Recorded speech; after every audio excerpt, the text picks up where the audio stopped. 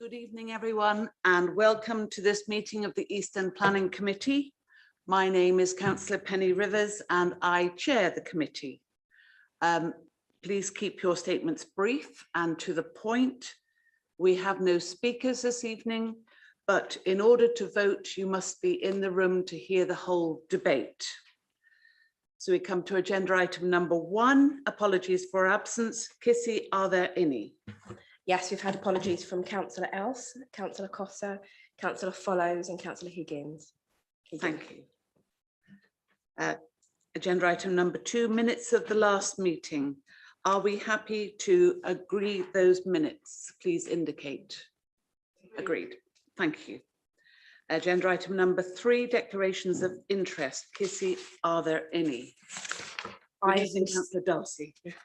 I've received no declarations of interest. I don't know if there's any in the room. No, thank you. Number 4, questions by members of the public. Are there any? I've received no questions from the members of the public. Thank you. Thank you.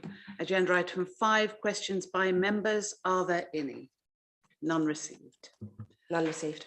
Thank you. So agenda item number 6, which is any relevant updates. Kimberly, you have an update for us. Thank you, Chair. As part of its response to the climate emergency, Waverley Borough Council adopted a climate change and sustainability supplementary planning document on the 18th of October 2022. The adoption statement will be published in due course. This SPD is now a material planning consideration in the determination of planning applications. It is not part of the development plan, nor is it new policy. This SPD presents new guidance to support the implementation of relevant policies of the Waverley Borough Local Plan Part 1, namely those policies relevant to sustainable transport, climate change, sustainable construction, renewable energy and the natural environment. This SPD will be highlighted to applicants at the earliest possible stage of the planning process. Applicants will be required to demonstrate how this SPD is considered at the pre-application stage if relevant and complete a checklist for submission with any planning application with details of the measures considered and the reasons for the measures included in the proposed scheme. This information will inform the assessment of proposals against the SPD guidance and relevant development plan policies. Thank you, Chair. Thank you very much. So there are no applications subject to public speaking. So we come to the first application in front of us this evening, which is for Wheeler Street Nurseries, Wheeler Lane, Godalming, and the officer is James. Thank you, Chair. Good evening, members.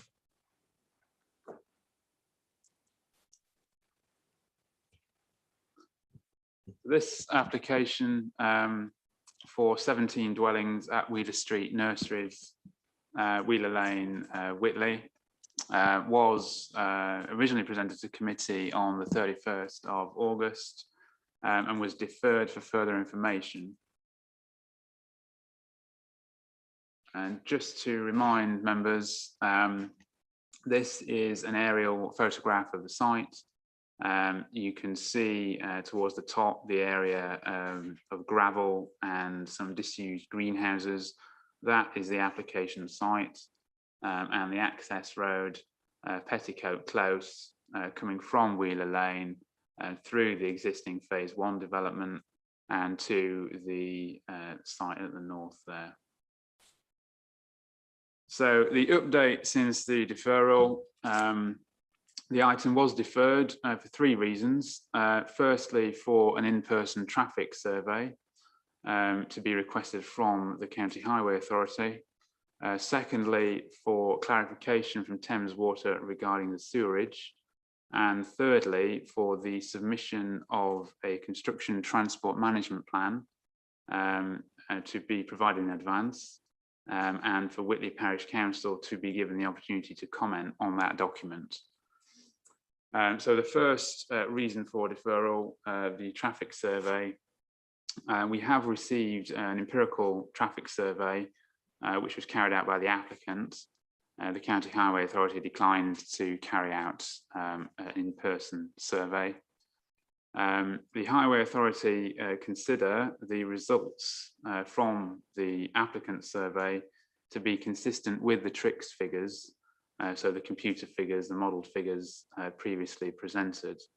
And in essence, taking both phases together, so that is the phase 2 proposed here, in addition to the phase 1 that is already built, there would be a small increase in vehicular movement compared to the previous use of the sites, which was nursery agricultural.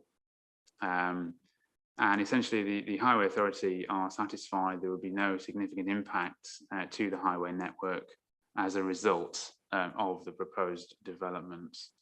And just to go into a little more detail on the pedestrian improvement scheme that has been put forward as part of the application, this would be secured by condition 7 on the recommendation.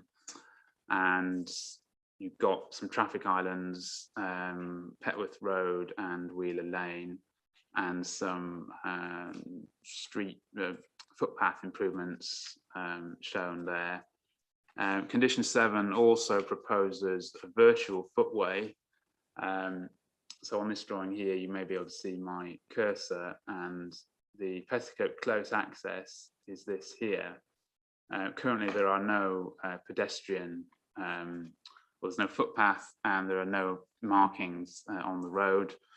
Condition 7 would secure a scheme for pedestrian markings as well. And we've also had some further information from the Highway Authority in response to questions raised by members, which has been circulated, and many of you have the note tonight. Just to go through that, so the Highway Authority have reviewed the survey data provided. They are consistent that this empirical survey data is consistent with the TRIX analysis. And so we would have a small increase in vehicular movements compared to the previous use. And so the Highway Authority don't consider that this relatively minor increase would have any significant impact. And then, so I know the question has been raised regarding the width of the road. And the width, the Highway Authority consider the width to be adequate for developments of less than 50 dwellings, which this cumulatively with phase 1 would amount to 35. And they accept a shared surface, so i.e. no footpath access. They accept that for developments fewer than 50. So we have the relatively low speed of the vehicles anticipated, and they consider the specific facility for pedestrians unnecessary. So there is the provision for the virtual footway as part of condition 7. The Highway Authority are satisfied with the visibility displays from Petticoat Close to Wheeler Lane. And they consider that's fine regarding, or it's commensurate with the speed. So they are content that the visibility displays are adequate when they look at the speed of vehicles that typically travel down Wheeler Lane. And then they go on to consider the off-site highway improvements, which is essentially this scheme here, secured as part of condition 7.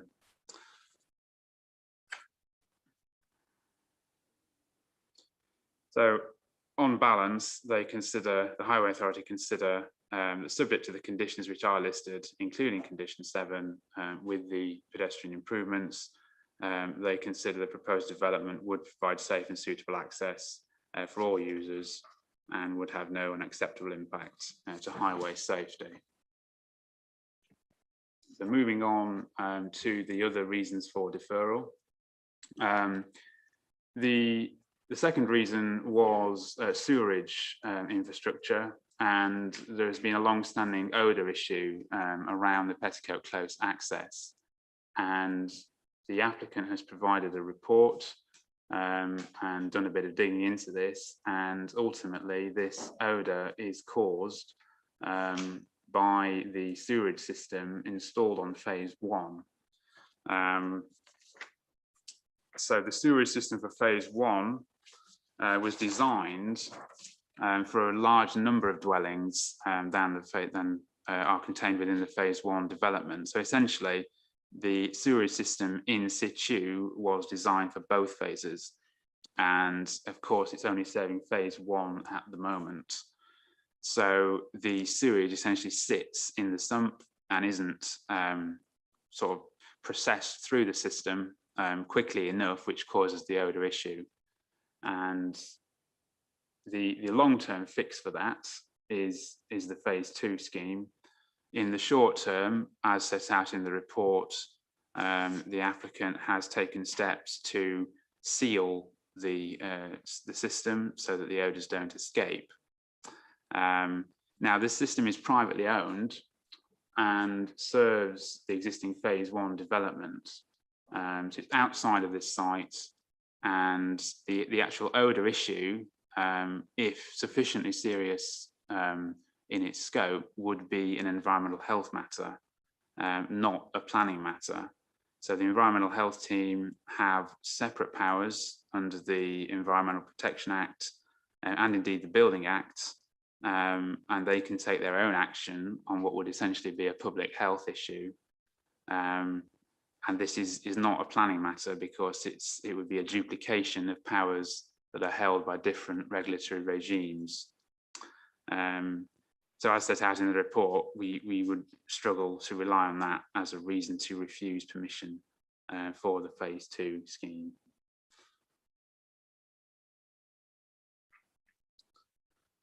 Thirdly, the Construction Transport Management Plan, which has been received and has been considered by Whitley Parish Council, who consider it to be acceptable. We have also run that past the County Highway Authority. They also consider that to be acceptable. And Whitley Parish Council have also withdrawn their objection to the scheme as a whole, given the extra information that has come to light. And finally, as part of the update, the Climate Change SPD recently adopted. Officers are satisfied there will be no impact to the recommendation here. I'll just take you through some of the photos. I appreciate you've seen these before when the item was presented originally.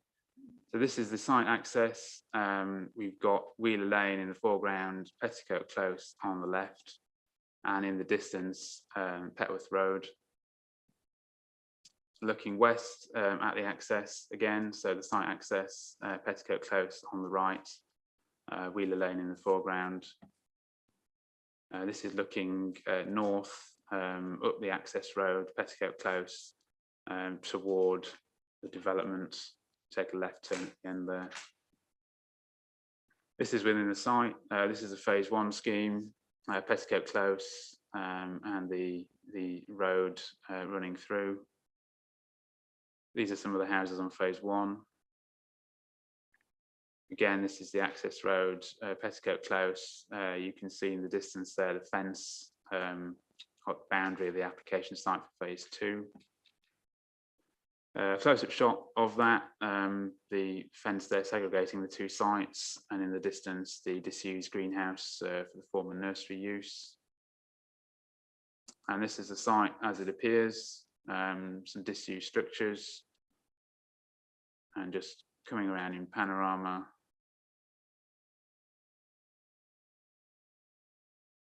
And from within the site looking towards the phase 1 scheme. So this is the location plan with the red line boundary. The proposed site layout, which was amended during the course of the application to create a greater degree of openness, sort of around this space here.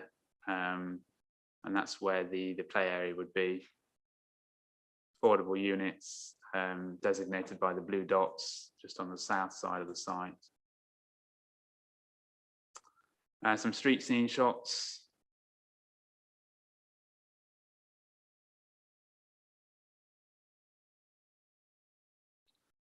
And then the elevations and floor plans of the proposed units. I won't spend too long on these.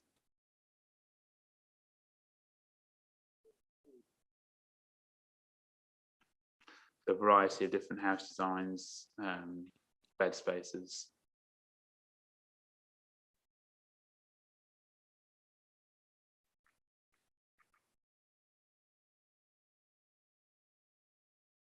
And that's all. Thank you very much, Chair. Thank you, James. So, Maxine, you're the first to speak. And Trevor, thank you. Maxine. Thank you, Chair. Yeah, I'm really pleased that this was deferred so that we could come back with some better options on certain things. We're very pleased about the sewage smell, although I know it's not a planning matter, but if you live close to it. There was only just a couple of things. It always amazes me, but they do traffic counters when the schools are all on holiday and, you know, we were sort of still semi-pandemic, and then they take those figures, but that's what they do. So, you know, there's not much we can say about that. I'm most pleased about the highway safety improvements that are coming forward, because the junction there is terrible. We're going to have a lot more traffic. And I think this makes using the bus service so much better for the people that are moving into those developments, and also getting children across to go to the local schools. So I'm very, very pleased about that. And the virtual roadway pathway into the development, I think also is great. And basically, I think I would support this now. Thank you. Thank you very much, Councillor Sadler. Thank you, Chair. Well, I still have great concerns about the width of the road. I've actually been there this morning to measure it, actually with Councillor Gale. And in the report from Surrey County, it says it's 4.8 metres. Well, it is where it's in the main part of the development past the bend, but at the entrance it's not, it's 4.7, and it narrows to 4.2. And I am actually a civil engineer, so I have been involved in roadways. You always measure between the curb faces. So a 4.8 metre road should be 4.8 metres all the way along, but it's not. And also, when you're coming into the site, the first bend, the radius is way too sharp to go in. So the visibility splay going around to the left is, well, poor, very, very poor. This, in my view, is clearly a piecemeal development. It should have been applied for in one initial go, and from the design manuals that I've seen, and including the Surrey Design Technical Appendix, manual for streets, places streets from the ODPM, clearly 4.8 metres is what should be there for units between 25 and 50. And so the road width is a real concern to me. Also, the lack of any footpath. Normally you'd have a 1.5 metre footpath either side. Obviously there isn't enough space. There's probably about 300 mil either side. Normally you'd have at least 450 to allow mirrors to go by. There's no proper provision for footpaths.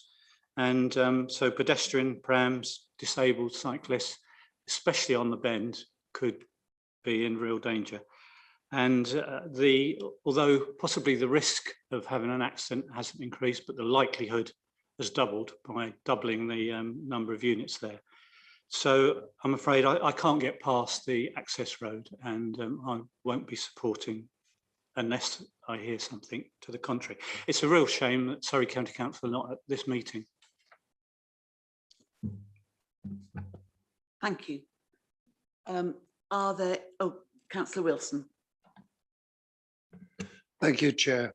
I have a concern about a virtual footpath, but having seen what the Highways people have said, I think it's going to be very difficult to do anything about that. But I had a word with James by email, and I think we could add to condition 7 that there should be additional signage, not just on the road, and that we should look for an achievable speed limit for traffic in that particular area of access. He came back with quite a good suggestion, which I had on here, and it's come back to me now. After make provision for a virtual footway, appropriate vehicle speed limit and associated signage, which I would expect to be raised above the road. So I would say that if I was going to support this, then I would ask him to amend condition 4 to cover these matters. 7. Thank you, I'm councillor Wilson. Trying to read beyond writing. James, would you like to add to that? Yeah, very happy to add that in if the committee is minded to do so. So condition 7 would be revised to read, no above ground development associated with the dwellings hereby permitted shall commence until a pedestrian improvement scheme has been submitted to and approved in writing by the local planning authority. The scheme shall be in accordance with the approved transport statement, drawing number 131129-02, revision B, and shall additionally make provision for a virtual footway, appropriate vehicular speed limit, and associated signage on the first bracket north-south section of Petticoat Close. The pedestrian improvement scheme shall be implemented prior to first occupation of the development and shall thereafter be retained for its designated purpose. If the committee is minded to make that change, we can do that. Councillor Wilson, you are? Well, I'll ask for a second for them. Yes. Thank you, and Maxine. is the committee in support of that revised condition 7? Agreed. Thank you. So councillor Darcy. Thank you, Chair. I just wanted to ask a couple of questions about the ecology. The ecology report that was submitted had a lot of recommendations and mitigations that, in fact, they covered nearly 20 pages of the document. And there was nowhere where they were, well, no, they had a table where they summarized them, but basically they're quite complex. And the reference to them, there's 2 references in the conditions, but I'm slightly concerned that one of the key factors was that they said that it would be necessary to apply for a European species license for dormouse because there are dormice on site. And yet that's not mentioned anywhere, as far as I can see, in any of the conditions. And I think it ought to be, because that's quite key. But also all the many different enhancements to do with the planting and so on seem to be slightly skated over in the conditions. And I would have preferred them to be clearly referenced, because the document they provided isn't terribly helpful. And if I was the developer, I'd probably struggle to follow them, to be quite honest with you. And also I'd be slightly concerned that there's quite detailed commentary from Surrey Wildlife Trust as well, which covers nearly 5 pages. So again, there are a lot of requirements, a lot of enhancements and mitigations that need to be done, but it would have been nice to have them clearly documented in a way that we could all see, you know, those of us here, without having to dig through 20 different documents. So the dormouse thing is the most key, I think. Thank you. Thank you. James, would you like to add? Thank you. Thank you, Chair. Yes, we have condition 19, securing the mitigation measures set out in the ecological impact assessments. We could very easily add a line on dormouse into that condition. It isn't there because the laws on dormouse as a protected species would apply regardless. But we can very easily make that clear in the condition. Regarding the rest of it, we have condition 22, securing the landscape and ecological management plan, and condition 21 with the construction environmental management plan, both of which were recommended by Surrey Wildlife Trust. And broadly, condition 19, holding them to the mitigation measures set out in the ecological report, it does hold them to those measures that were set out in the reports. Very happy to flesh that out, make that clearer, and and yes, we can definitely add Dormouse into there. Thank you, Chair. Councillor Darcy, you're happy with that? Yeah, thank you. Yes, and is the committee happy with that? Yes, thank you. Councillor Denis. Thank you, Chair. I just wanted to wind back just a tiny bit. When we were talking about the signs, I think James said an appropriate speed limit. And I wondered what does appropriate mean? And what control do we have on that? I just think that's a really nebulous statement. So I'd like to just flush that out to exactly what does that mean? Thank you. Thank you, Chair. Yes, the reason for that wording is because the setting of the speed limits is the responsibility of the Highway Authority, and we would effectively be treading on their toes, and we would have gone outside the scope of what could reasonably be regarded as a planning matter. But we would be consulting the Highway Authority on this scheme anyway. So the reference to an appropriate limit is something that we would expect the developer to put forward an appropriate limit as part of this process, which the Highway Authority would then have the opportunity to take into account, and indeed to request an amendment if they considered the speed limit proposed inappropriate. So we're sort of prompting them to come up with something. We would then put it to the Highway Authority, and the Highway Authority would yes or no it as appropriate. But I don't think we could set a speed limit ourselves, because it would have gone beyond, effectively beyond our powers, and it wouldn't meet the tests for conditions that are set out in the NPPF. Thank you, Chair. Yes, thank you, Councillor Denis. Thank you very much. And I mean, obviously, the other issue will be any reduction in speed limit is there's quite a cost attached to it. So I'm not sure who you're expecting to pick up the cost, because if they say an appropriate speed limit is X, then there's a cost of probably £15,000 to £20,000 for all the traffic regulation orders and everything else. So that's a bit of a concern, because the county certainly wouldn't start picking up costs for a developer who needs to have an appropriate speed limit. So I don't know if you just need it, that it's going to be their responsibility to fund that. Because I say 15 grand if you're lucky, 20,000 normally.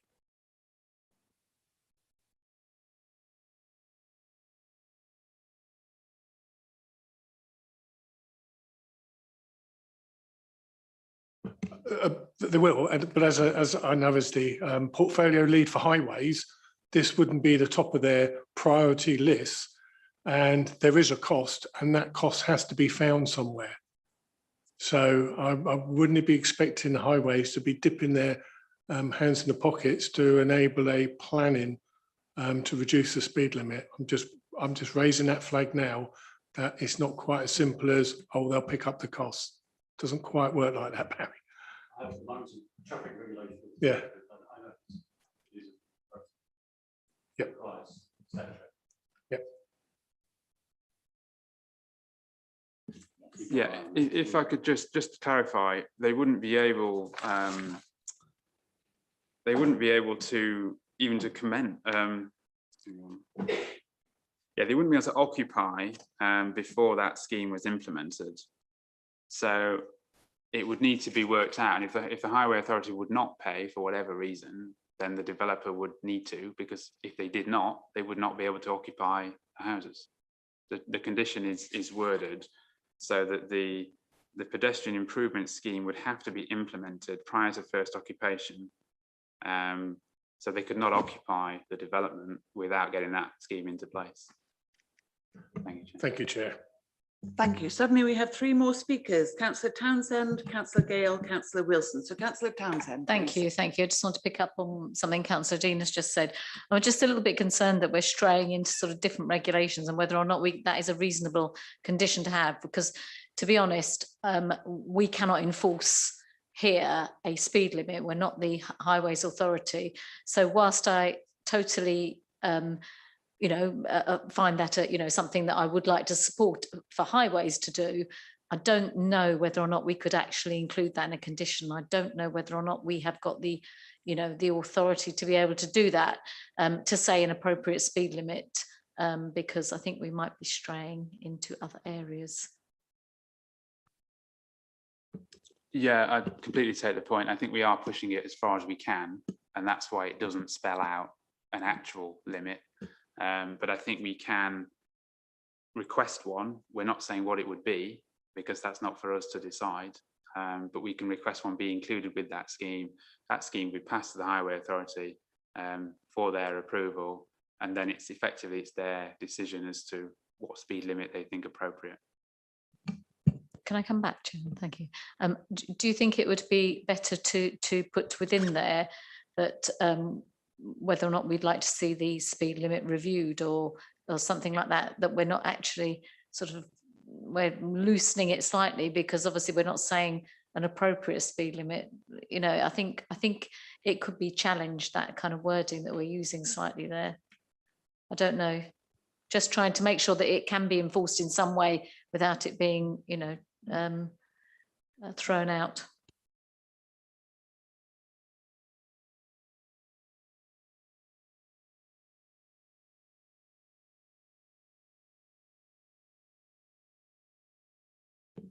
Yeah, I think the request for signage, the speed limit would need to be displayed. I don't think it really matters, but yes, happy to revise it to review if the committee thinks that's more appropriate. I don't think it really matters either way. I mean, if you're happy with it, you know, I'm sure that the committee would like some reference to the speed limit, but just a bit concerned about the actual application of whether we can enforce that condition. Yes, I agree, Councillor Townsend. We can't use prescriptive wording, but I don't think we're getting to that point. I do totally agree with you. We have to be careful. Councillor Gale. Okay, Councillor Wilson. My understanding is that if the developer owns the land, as with many of the industrial premises around, he can actually set a speed limit on his own land, which has made me think about it in the first place. Is that not true?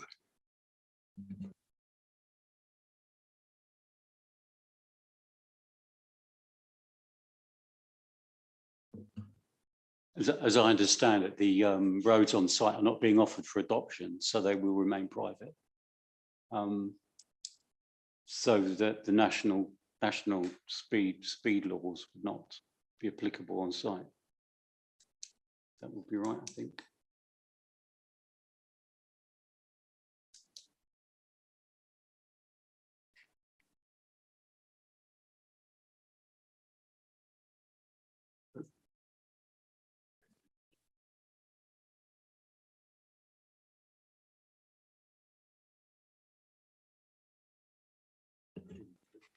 Clearly, the developer wished to collaborate with the local planning authority.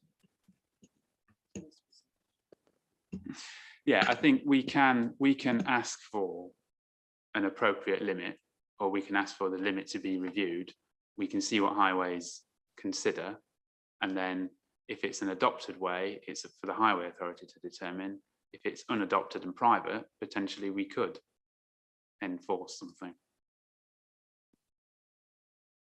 Councillor Townsend. Sorry to come back, but if you're only talking about the bit of road that's literally, I know there's the scheme at the front, but the bit of road that goes up, that is not adopted, and it hasn't built to an adoptable standard as far as I can see.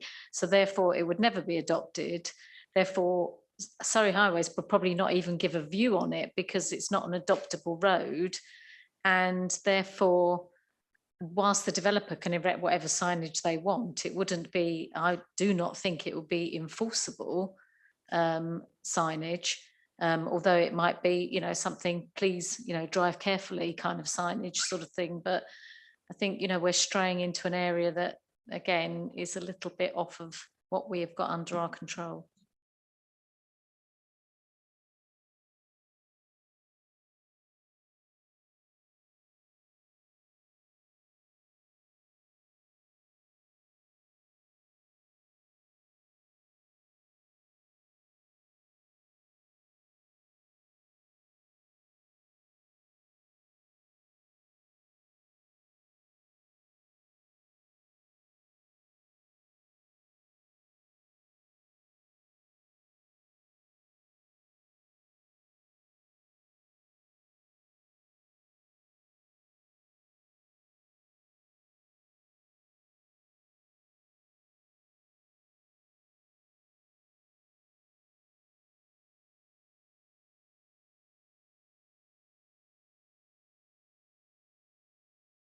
Yeah, I think you're right, Councillor Townsend, we will drop that element.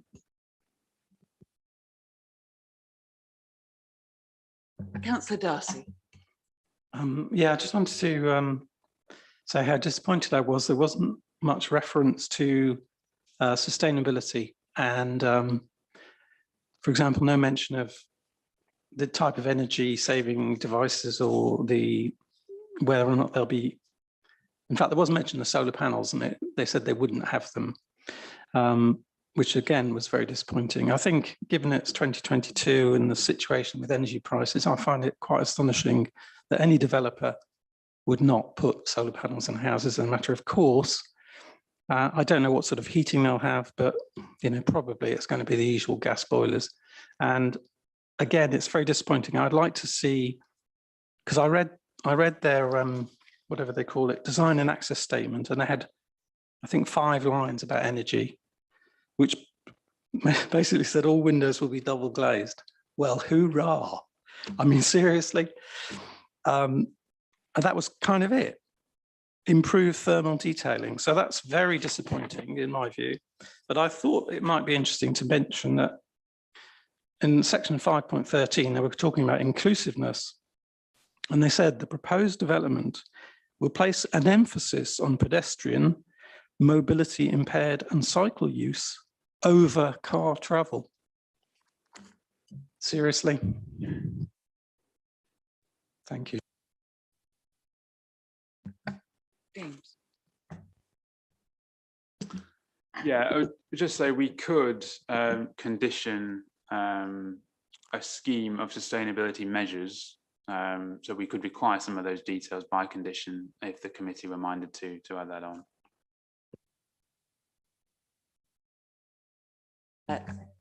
Is the committee of that mind to agree that condition? Yeah. Thank you. You seconded it, I think. Yes.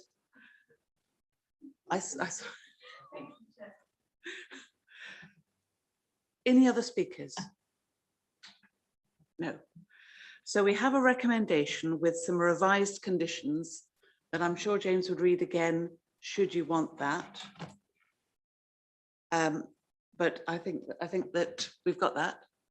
So we have a recommendation to grant permission. That's recommendation A.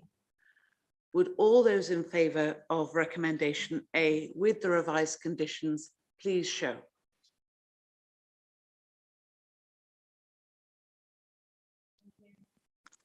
Thank you. We also have, any against, sorry. Yes. And are there any abstentions? No. So we also have recommendation B, that in the event that those requirements are not met, permission be refused. Would all in favour of that recommendation please show? Thank you. Thank you. Thank you.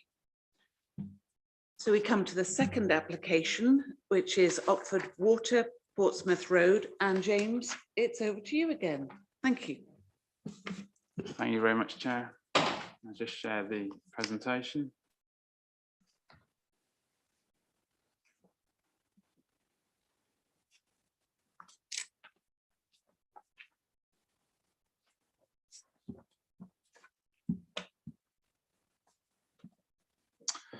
This is a scheme for 14 flats in 2 buildings at Oxford Water on Portsmouth Road.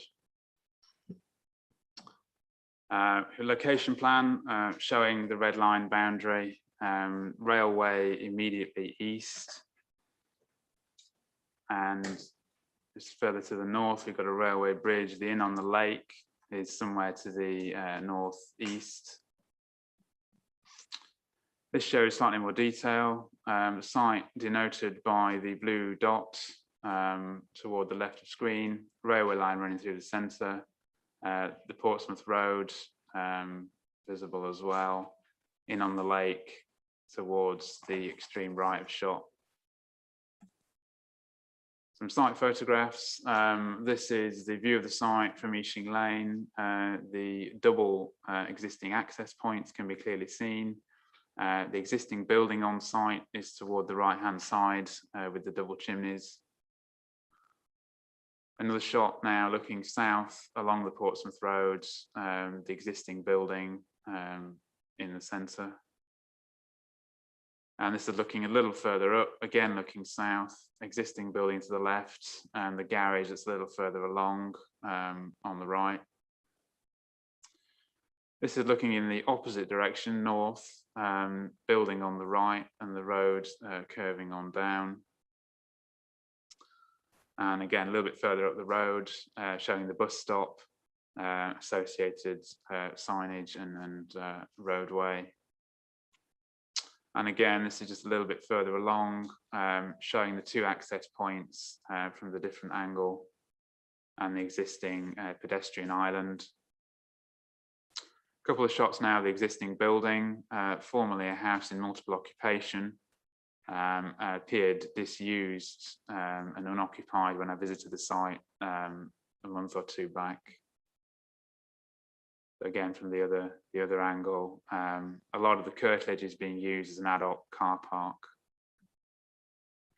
The proposed site plan, so the existing building would be demolished, two buildings erected in its place. Both of the existing vehicular accesses would be closed and a new access would be provided further to the south than either of the existing. There we go. And one of the conditions requires kind of zebra crossing to be put into place both for and over the other side of the existing island. So that existing island you saw on the photographs would be retained and beefed up slightly. Car parking provided towards the middle and the rear of the site, and the railway line again shown to the east. Elevations, this is the larger block A, the front elevation facing Portsmouth Road on the top there, one of the side elevations at the bottom. That is the rear elevation of the first block, the larger block, and again one of the side elevations. This is the second and slightly smaller block, the front elevation there facing Portsmouth Road. And this is the rear elevation of the same block, as well as one of the sides. This is the proposed ground floor plan of the larger block, showing the 4 flats. The ground floor flats do have a small amenity space at the rear. This is the first floor plan, block A, again 4 flats. And second floor plan, 2 more flats in the roof space. This is the floor plans for block B, the smaller building. 2 flats, I believe, on each floor. And proposed street scene. So this is a mock-up of what you would see from the Portsmouth Road. The visibility display there shown in orange, vehicular access in the centre. And the key issues with this one, it has been delayed considerably, would have gone to committee in the autumn of 2020. Quite a few issues with protected species. He discovered at the last moment a bat report hadn't been provided. That report was provided in the summer of 21. There was then, the question was raised regarding great crested newts in the pond toward the east of the site. And that was finally resolved this summer with DNA testing of the pond. And in short, there are no newts, or we're as reasonably sure as we can be, there are no newts in the pond. So that is why it's been held up. The other main issue, and the reason it was called in, is viability. So the applicants have put forward a viability assessment, which concludes that the scheme could not provide affordable housing. Ordinarily, there would be a requirement for 30% affordable housing. So that review is put forward when we receive the application. We had that independently reviewed ourselves, and there was some toing and froing, I understand, at the time, 2020, and eventually our independent review concluded that the scheme would be unviable. And since then, obviously, given the passage of time, we've had that rechecked, just to take into account if house prices may have gone up, or other financial inputs have changed. We've had that rechecked, and the answer is essentially the same. It is unviable, or our independent consultants consider it unviable. So this amounts to the exceptional circumstances provision within policy AHN1, which otherwise calls for 30% affordable housing. So officers are content that affordable housing would be unviable. So just on that point then, the weight to give to these viability reports is a matter for the decision maker, which is the committee. If you are satisfied the proposal is unviable, it's not then reasonable to refuse for the lack of affordable housing. The remainder of the scheme would have to be considered on its merits. So we would only be obtaining market units, but that would have to be set against, or that and any other benefits of the scheme would have to be set against any identified harms. Officers haven't identified any significant harms as a result of the development. And again, we have reviewed the recommendation in light of the climate change SPD that was referred to earlier, and it would not change the recommendation. Thank you very much, Chair. Thank you, James. Councillors, your time to raise any views or opinions. Councillor Denis. Thank you. I'm a little bit concerned about these viability assessment reports. Yeah, we know that building costs have gone up, etc., etc. Are we going to get to a stage where absolutely no development's going to go with affordable housing because it's not viable? So it's not particularly against this scheme, but I just think this is the start of the thin edge of the wedge, really, because we know costs have gone up 20% plus. So where we're going to get our affordable housing, I just really worry about this. Thank you. Are there any other speakers? Councillor Darcy and then Councillor Townsend. Yeah, I was also particularly concerned about that because I was thinking that ultimately viability surely must depend on how much you pay for the land in the first place, given that's the major expense in any development. So if they paid over the odds, that's their problem, isn't it? And I thought there was a court case to that effect, which established that you couldn't include the price they paid.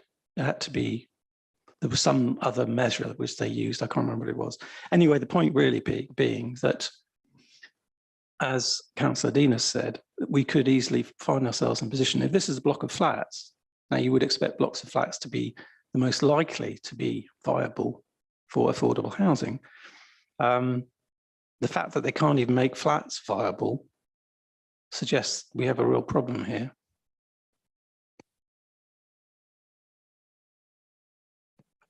Thank you. Yeah, it's always very difficult, isn't it, when viability comes into play, and I know that Councillor Darcy is speaking about the benchmark land value, but they did put in an amount in the review of the review, and the amount is, I think is something like 500,000, I think. So it does seem to be a reasonable amount in there. I think the rising costs of materials does mean that we probably will see some more of these.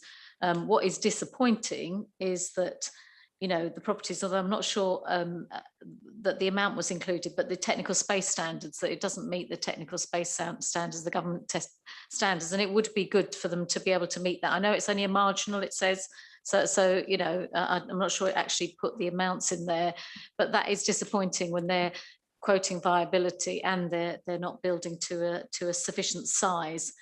I think that none of us would want to not have some affordable housing. I mean, it'd be something like 3 flats, wouldn't it? And but unfortunately, with the tilted balance in play as well, we're playing with so many different variables, and we all know that costs are increasing on the building side. So you know, I suppose I'm weighing up in my mind whether it's better to get this number of housing or potentially nothing on the site. And although it's with extremely heavy heart, I probably will be supporting, you know, the recommendation. Thank you, Councillor Reid. I too agree with Councillor Townsend about the small spaces. It doesn't come up to standard, and I know that Councillor Denis is very hot on this and has been in the past.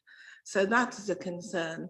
We're all very focused, as am I, and most of this committee, on you know, what are we doing? We're considering the ecology, bats, badgers, birds, dormice, trees, enhancements, mitigations, highways. But to me, the top of the list are people. And if they haven't got enough space in which to live, what quality of life is there for them? We're also told in the report about the concern about vibration from the traffic, vibration from the trains, noise, you know, emissions, the fact that they haven't got the space, air quality was another concern. You know, what quality of life are these people having that are proposed, you know, that are going to be living here? And there are going to be 3 beds. There was 1 3-bed. Well, that's surely a family home. 8 2-beds, definitely family homes. If not, even the 1-bed, we know that you know, single parents come with children in those. Why should they have a poor quality of life? There's been a recent study on what causes cancer, air quality, the poor quality of air.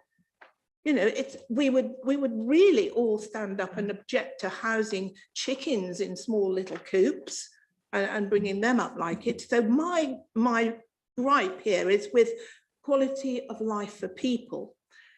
And I'm coming back to the families who are probably going to live here. Where are they going to have recreation? You know, there was something saying, well, they could increase the space for grass. Where will they get? I mean, I'm pleased to hear that there's going to be a zebra crossing. I've missed that little bit, but they've got to access the recreation.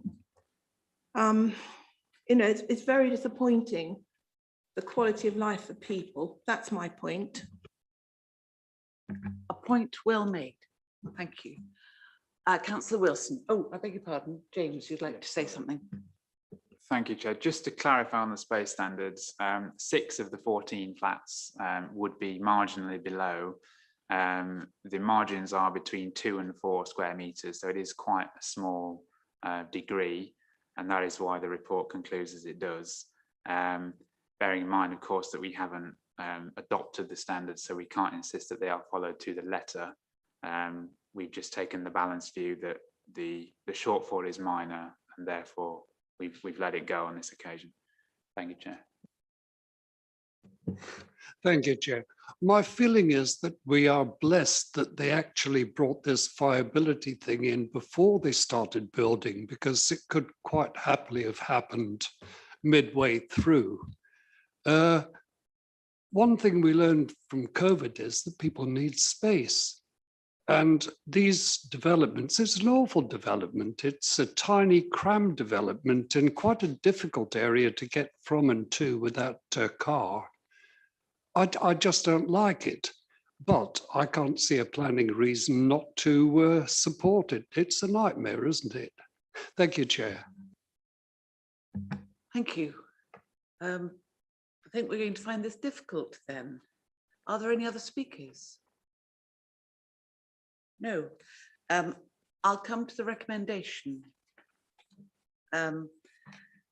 The recommendation is that, subject to conditions 1 to 23 and informatives 1 to 13, permission be granted. I think we're reluctant, but all those in favour, please show.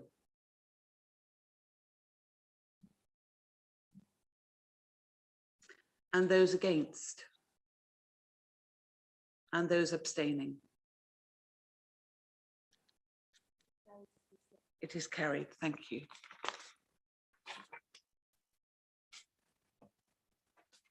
So we finished the meeting in under an hour. End.